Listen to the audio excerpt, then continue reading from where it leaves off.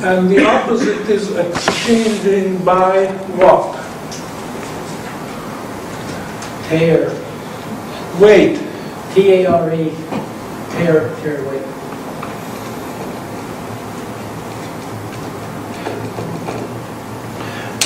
And we are thinking of monetary metals like gold and silver, which could be exchanged by weight, when you've got to weigh the amount before you can make the exchange. But it's something comparable to the invention of the wheel, when you can jump from exchanging by weight to exchanging by tail. And in this context, tail means counting. Okay? Counting. You have identical coins and you pay by tail. This means you count out as many coins as agreed. Now just compare the ease, the simplification, where you can buy by counting out coins, to the trouble which you have to go to if you pay by weight. And that is something which we should keep in mind. The second greatest invention is the coin. First is the wheel. Second is the coin, because it made purchases so much simpler, standardized, than exchanging by weight. And incidentally, that is the source of government interference, because you had to have an authority which guaranteed the weight of the individual coins. Otherwise, paying by tail doesn't make sense. If you have unequal coins, you can count it forever. You will never come up with the right amount. So you need an authority. And by the way, that's why private coinage more or less failed, because there was no guarantee. It could be easily counterfeited, because only the government could punish counterfeiters. If you're a private issuer of coins, you cannot catch up with the counterfeiter and punish him. That takes legislation. So that's just my little bit of wisdom which I wanted to add to. Well, before I go on to the origin of interest, that is a good point that the professor is making, that you need to exchanging by counting as opposed to by measuring mass is obviously it's a lot easier, but then it also brings out some trickery that the person who's determining these ratios can come up with. And one example of a coinage that didn't have any state behind it was the trade coinage called the ducat. Now the ducat is around 3.5 grams of 23, is it 23? It's purer gold than 22. 986. Venice was behind it, wasn't it? But the ducat was a trade coinage issued by lots of different countries. But it started in Venice. So originally there was an authority. But by convention, you could use a ducat, and it was very well understood what a ducat was. Yeah. You know, so it's not like it might have been the origin, but in the practice, you have all of the Scandinavian states issuing ducat trade coinage, Dutch states, so they all issued a ducat. You know, so you can do it. You know, you don't. There is a precedent that says that you can do it. You know, and they used their power to counterfeit, just to undermine the next city. Mm-hmm. That's right. That's right. Okay. Which, well, I mean, that's all belonging to the subject of the origin of money and the mischief it can evoke. We'll surely have to discuss this any further.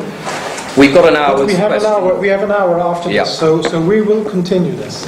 So this will be roughly 40 minutes, this lecture. But we'll be going through some points that have already been talked about. And because we need to do that in order to develop the concept of the origin of interest. And this is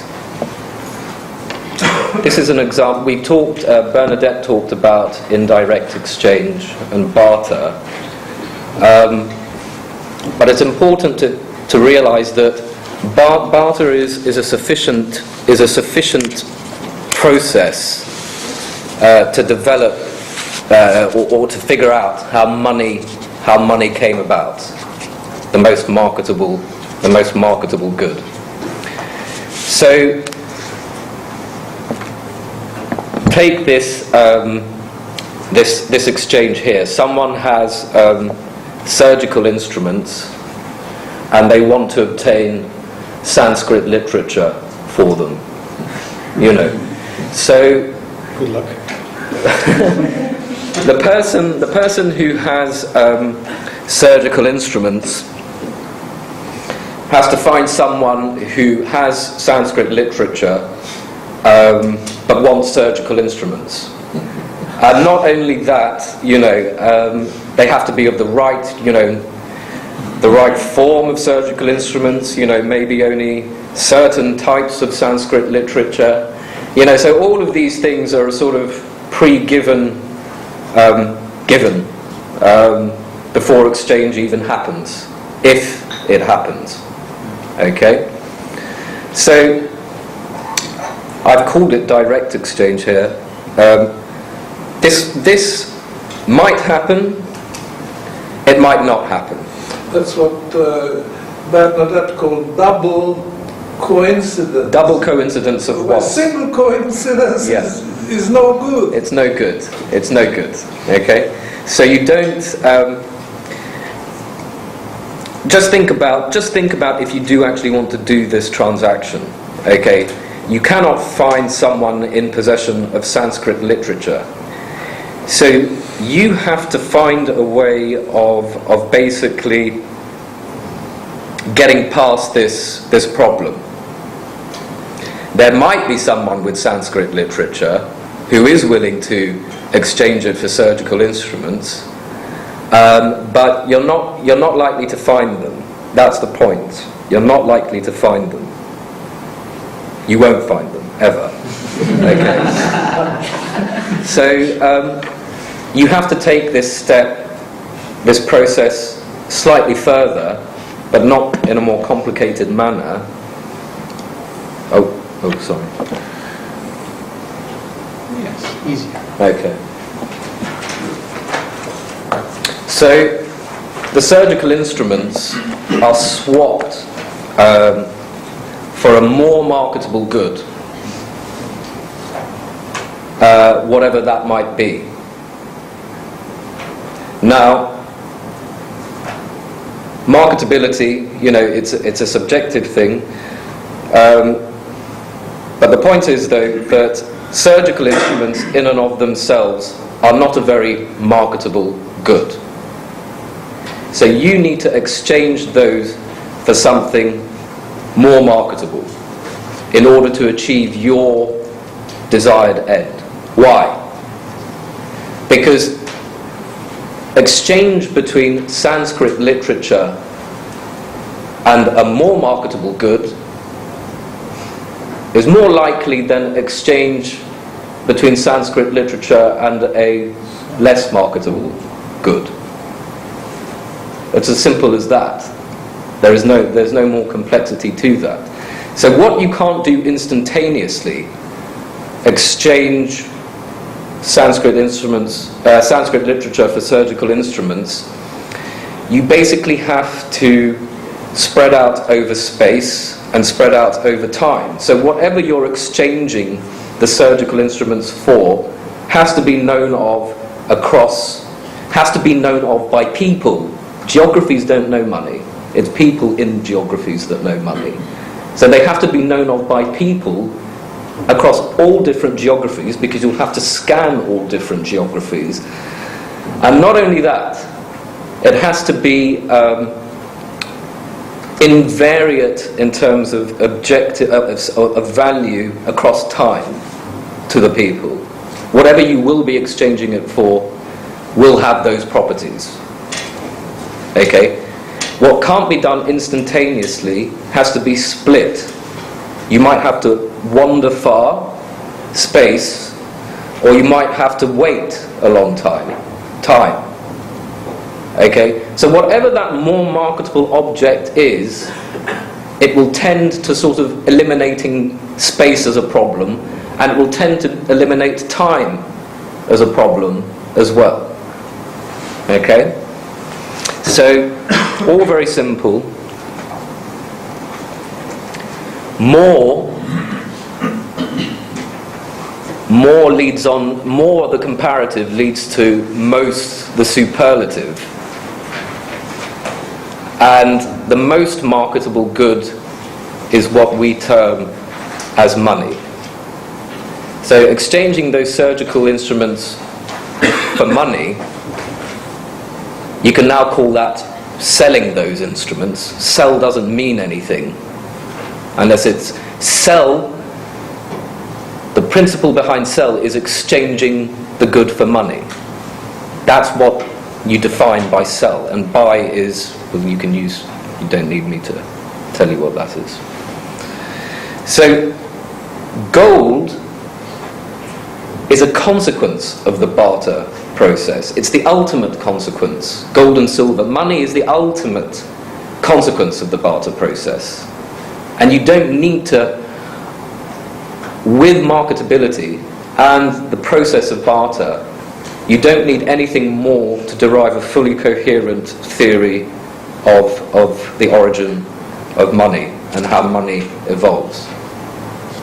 Gold and silver naturally come out, and the process given is here.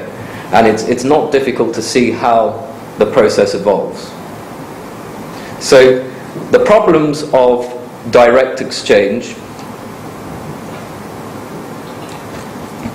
which assumes that it has to be done there and then, is changed into a problem of indirect exchange. And you have to, whatever that most marketable good is, eliminates the problems of geography and time in that exchange. Okay? So, the most marketable good, Bernadette went through this, marketability is a concept. It's not, this is marketable and that's not marketable. It's not something that can be ascribed to the object itself, which is a problem for non-Mengerian analysis. It's just a problem. Okay? So, if you realize it's a concept, the object that occupies that concept changes as our consciousness increases. So you will go from, maybe, if you're talking about large exchange, you might go from cattle to iron pellets to whatever, etc., etc. But ultimately, you converge at the object gold. And it's gold, silver, then gold. And it's gold all the way after that. There's no better object that human beings know of to satisfy that most marketable object. We just don't know we don't know any better substance. And I've talked about this as if this happened, 200 years ago or something. This process happened in unrecorded history. It's not recorded when this process was expanded. Already in Sanskrit literature you're talking about gold as money, and Sanskrit literature can't be dated. It's so ancient. So take this as a given. It had to have happened at some point, but it happened at such a remote history, a remote period in time, that don't even think about it. There's no carbon dating for Sanskrit literature. No. Not much. For the Okay. paper or the ink. Well, yeah. It's an oral tradition, so you have to listen to your teachers rather than... Okay, so now we've got the concept of money and how it's born as the most marketable good. And we can move on from there to the concept of interest. Now, what is the basis behind the existence of interest? What is the higher sort of the teleological basis behind the existence of interest? It's merely just an exchange of wealth for income and income for wealth. Now, why would someone want to exchange wealth for income? Well, if you consider someone who's retired and who's built up a nest egg of goods that they've acquired throughout the centuries, throughout the decades, there is a need, once you stop working, to derive an income from that. Now, in the absence of capital or in the absence of markets for this, the way that you would have accommodated that would be by chipping bits of your silver or gold off as and when you needed it. And that's not a very, obviously you could have it in coins, whatever, but that's the mechanism by which, in the absence of markets for this, you would have to satisfy your need for income. Now, why would someone need to give up their income for wealth? Well, someone of the younger generation might have a good idea, but doesn't have the comfort of billionaire parents or something of that nature, you know, and can't get their hands on wealth. They need to do some kind of capital project. So they need a way of but what they do have is earning power, because they're of that age group and they can still earn without causing much of a problem. So the flip side to that is someone might have income but they need wealth. So you've got a nice relationship there. People with wealth at some point might need income, and people with income might need wealth. Okay? So that's the basis. That's the basis for the origin of interest. But the immortal gods on Olympus wouldn't need that, right? Because they would live forever. Yeah. But we are subject to aging, and that's at the bottom of the problem. The problem of aging, losing earning power and mental powers as you age, and then you need something to fall back on. Yeah. Because you cannot generate income anymore when you are old. So none of us are Olympian gods, so we can't. We have to take notice of interest, basically. Okay. Think of your pension fund. Don't think of that, actually. So we'll go and develop interest and how we get there from the bid-offer spread. And Professor talked about this already.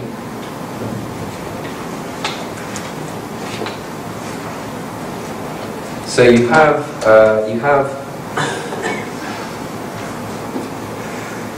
the offered price, or ask. It's called offer in this country.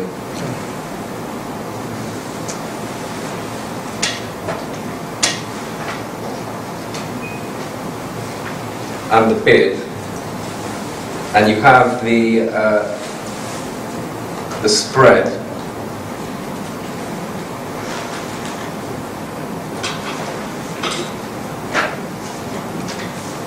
in between, and the spread is the domain of the who. Who acts in the spread? Who makes their money from the spread? The market makers.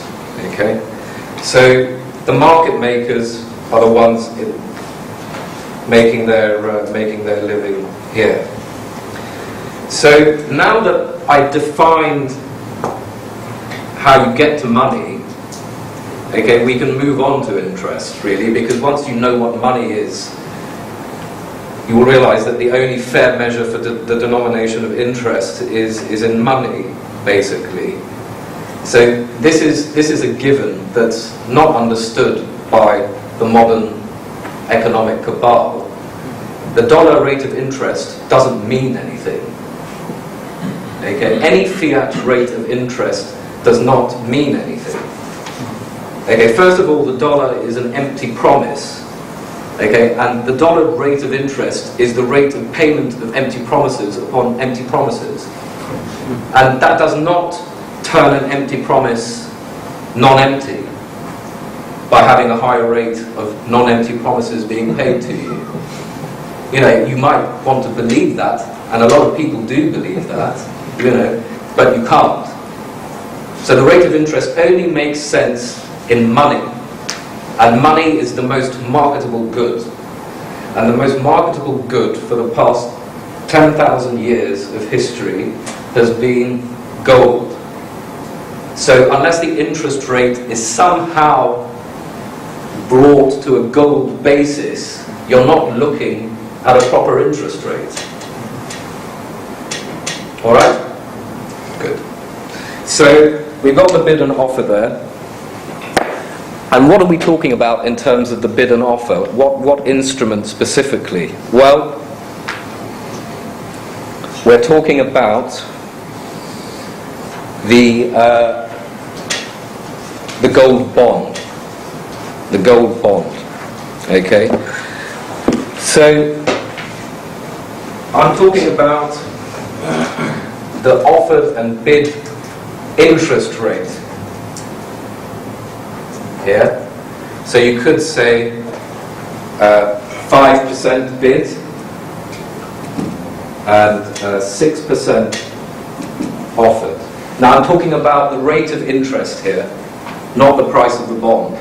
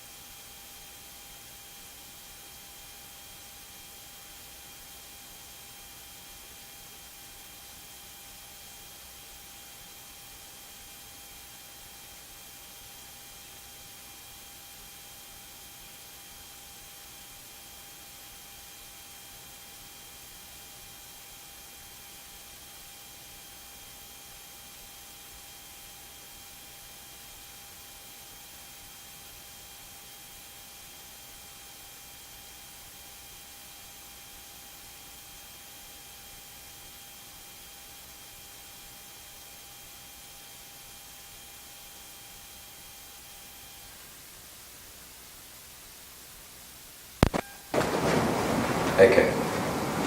So we'll deal with the asked price, the asked rate of interest first. So, what is the basis behind how we get to that number? Well,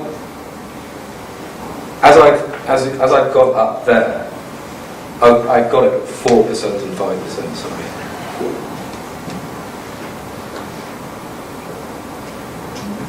Okay. Professor said that there are two different mechanisms by which the bid and the offer is formed. So what causes the offered rate of interest to form? Well, the offered rate of interest exists in the context of a stock market. Now, I don't, even though you can use the stock market, I don't mean the stock market, I mean a capital market, some kind of productive enterprise market, okay? And what happens is that whoever surveys the potential returns on whatever and basically makes a judgment that this gap is basically exploitable. So let's say the earnings yield on the stock market is 15%. Okay, so earnings yield is what? It's the inverse of the price earnings ratio. Okay, so just invert that and multiply it by 100. You know, it's just a rough measure. So this gap is deemed too large by someone, and they are willing to bid up the rate of offered interest, i.e. exchange bonds, issue bonds for cash, for money, in order to capture that spread. Okay? And what will happen to this spread, which is 10%, as more and more people do this? Well, it will shrink.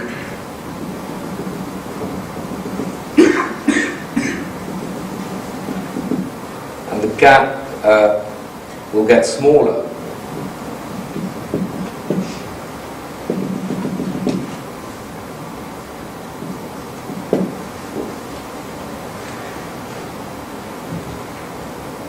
And it will get so small that at some point the next person considering this proposition deems it too small for their purposes and goes and does something else.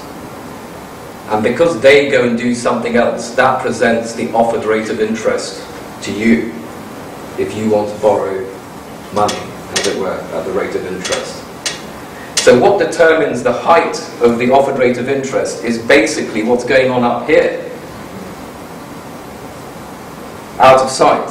You know, you could come up with something that increases efficiency massively, you know, so that earnings yields suddenly go up to 50%. It would be unusual, but say it happened. So then at that moment, you would have a gap of 35%, basically. So what's likely to happen to the offered rate of interest? It's likely to go up, isn't it? So we talked about the offered rate of interest, and we talk about stocks.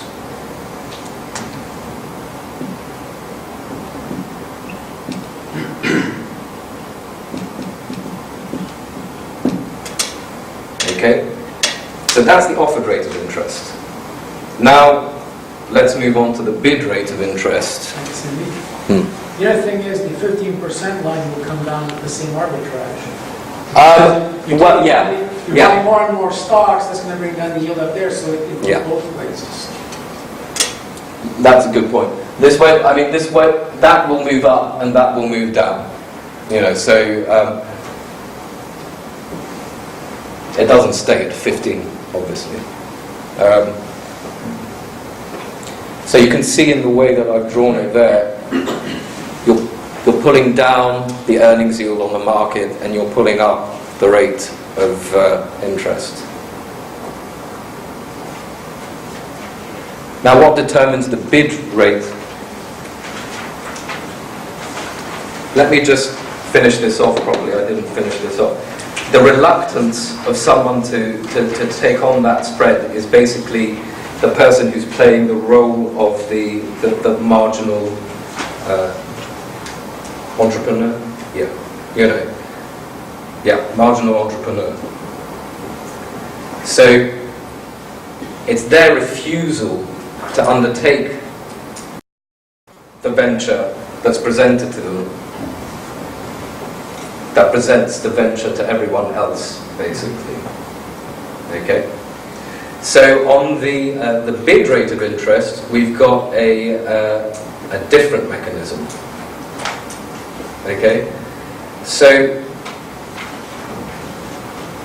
someone who's exchanging gold coin or money for bonds is basically bidding up will be bidding up the exchange value of that bond. Okay, so yields, interest rates will what? They'll fall, as it were. Okay? So, at some point,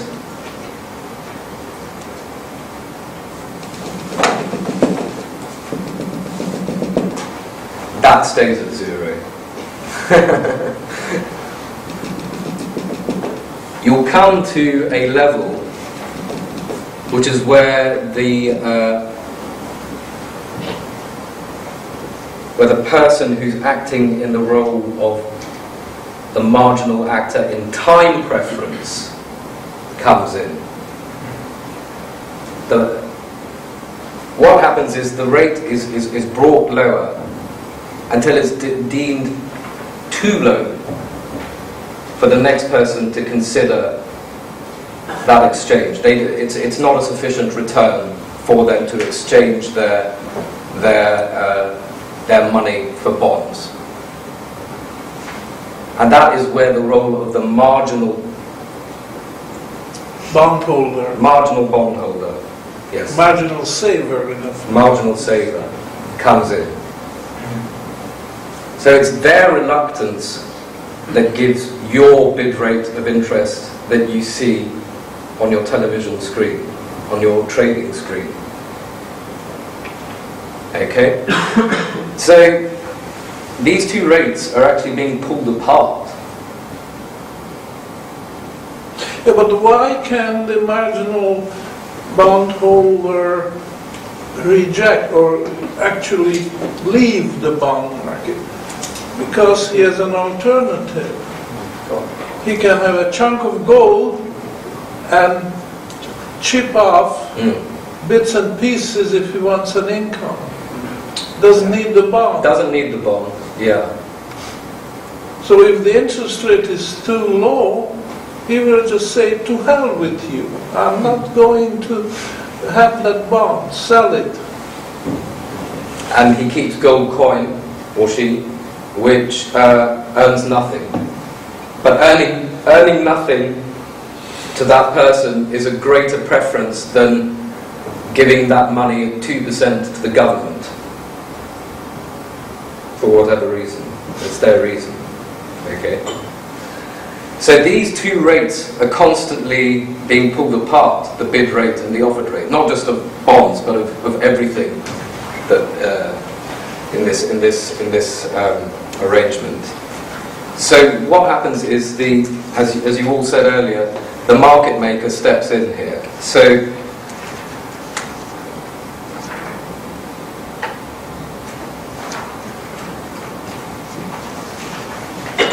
it's the market maker that basically keeps these two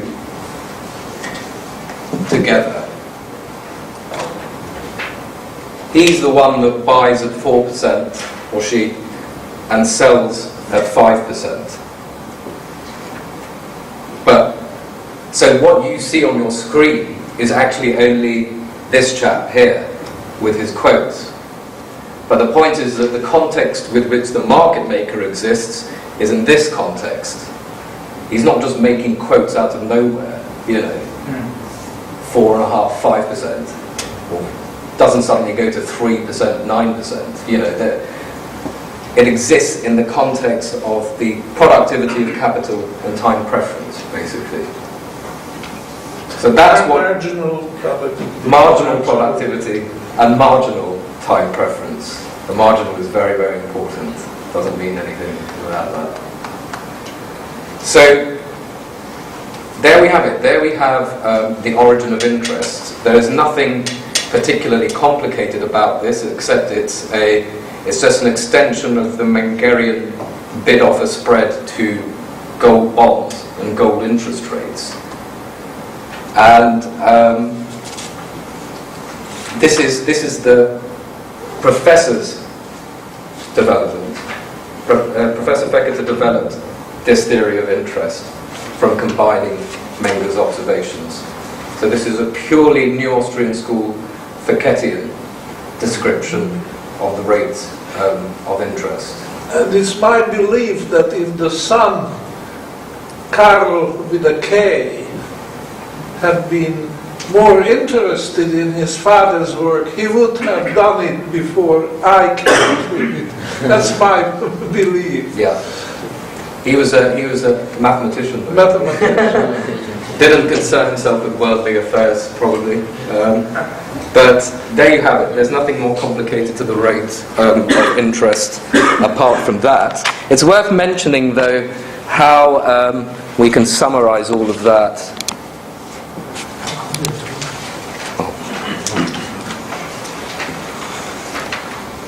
There. So that's basically what you've got that in your notes. That's what I've tried to draw there. There's several arbitrages which you can track on this. The red part is arbitrage between the bond market and stock market. And the blue is arbitrage between the bond and the gold coin market. Well, you can say the gold market. Yeah. Gold market. Money. And there's a third one. What is the third? Apart from the market maker? Yeah, the black. Yeah. The market maker in there. So you can see this picture is sufficient to describe every good, basically. It's just that it applies particularly in the case of gold bonds and the rate of interest. This would have been completely alien to Mises. Now, as I mentioned earlier, that Mises did not approach the theory of interest from this basis at all. He starts with the concept of time preference, not marginal. Originary interest. Yeah, he calls it that. It's innate, we are born with it, and you have exactly the same time preference rate as he has, as I have, and the prodigal son has the same time preference rate as Scrooge. Yeah. So this is not, it's just not true. It's not true. You know. It's so obviously not true. And it's very tempting to want to base a theory of interest on time, because time seems to be objective. You know, a second to you is the same as a second. Well, by definition it is. You know, but time is it's only one half of the picture to begin with, and second of all, it's not being dealt with in the Mengerian marginal basis. It's assumed as an absolute, basically, which is wrong. And Mises also says that the rate of interest is definitely not a market phenomenon. Yeah. It's not a market process which produces. It's the originary interest, modified by risk factors and maturity dates and so on. But that's half a loaf. Half a loaf. Not the full loaf. And another thing that I want to emphasize here is that from this setup, you see that money doesn't earn interest.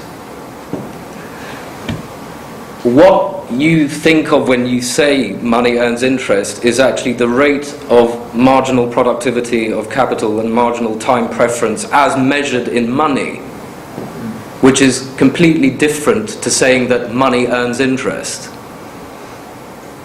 It's not just pedantry, it's grammar. Okay. So Aristotle was right, but he didn't know why he was right, I think. You know, gold doesn't beget gold. He's absolutely right, you know. It's humans that have the input into gold begetting more gold, which is what it looks like. But it's not. You're just doing things more efficiently to get more gold, as it were. Right, I suggest you and I will have a little break here, maybe another biscuit and coffee, and then we'll move on to question time. Let me remind you of tomorrow. Tomorrow morning we're on the same time, same place as well, and I'll be recapitulating everything that has been said today by Sandeep, by Bernada, and by the professor as well as by Rudy, into one model. It's rather visual and it's a bit heavy, so please ask you to be on time. Okay, we'll have the last question period at 4:30. It's 4:15 now.